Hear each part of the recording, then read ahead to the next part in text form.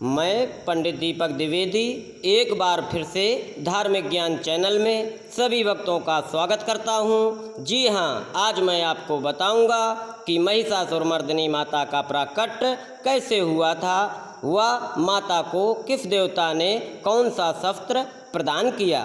बात पूर्व काल की है, जब देवताओं और असुरों में पूरे 100 वर्षों तक घोर संग्राम हुआ था।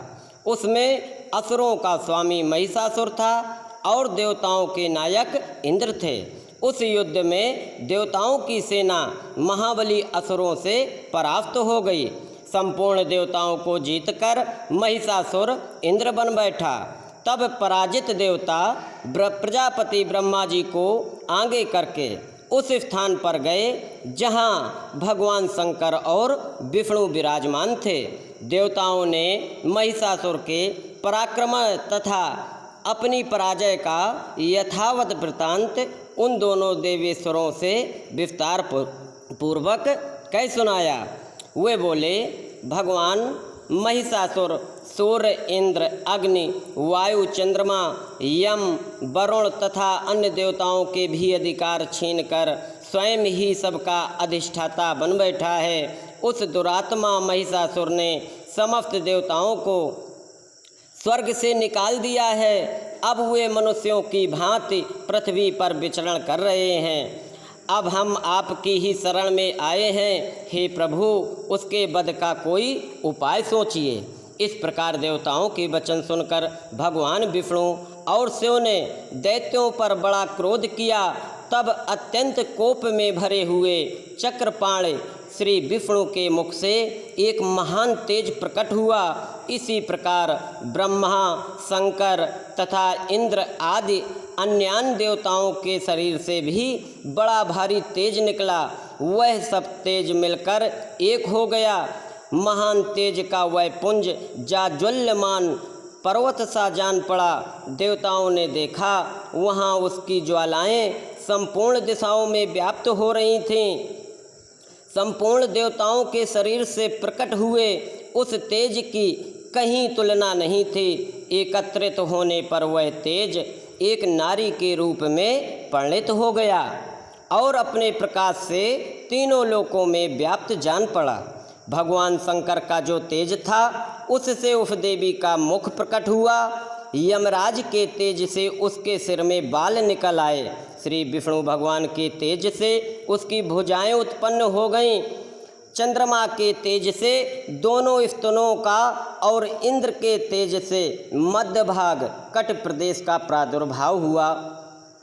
वरुण के तेज से जंघा और पिंडली तथा पृथ्वी के तेज से नितंब भाग प्रकट हुआ।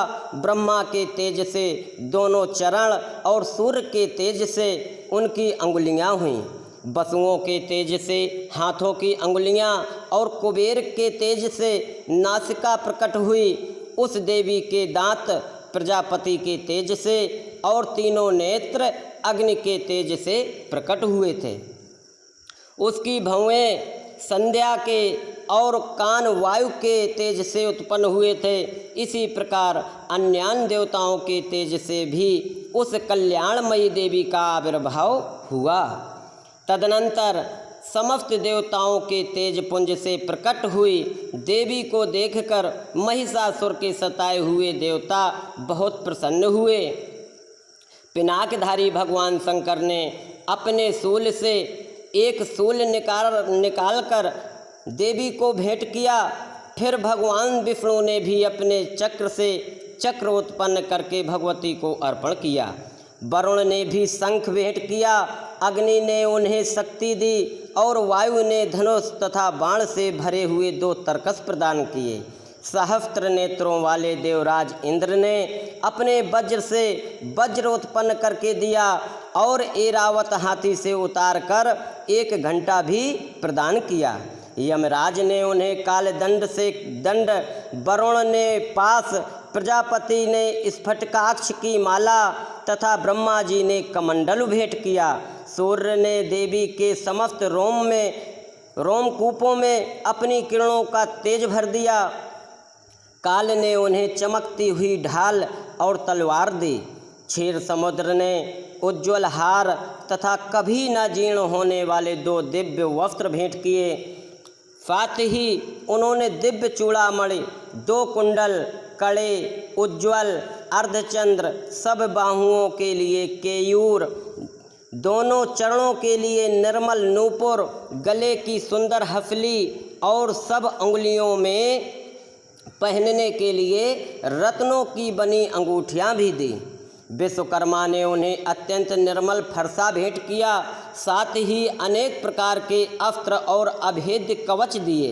इनके अलावा मस्तक और वक्षस्थल पर धारण करने के लिए कभी न कुम्हलाने वाले कमलों की मालाएं दी। जलधि ने उन्हें सुंदर कमल का फूल भेंट किया। हिमालय ने सवारी के लिए सिंह तथा भांति भांति के रत्न समर्पित किए।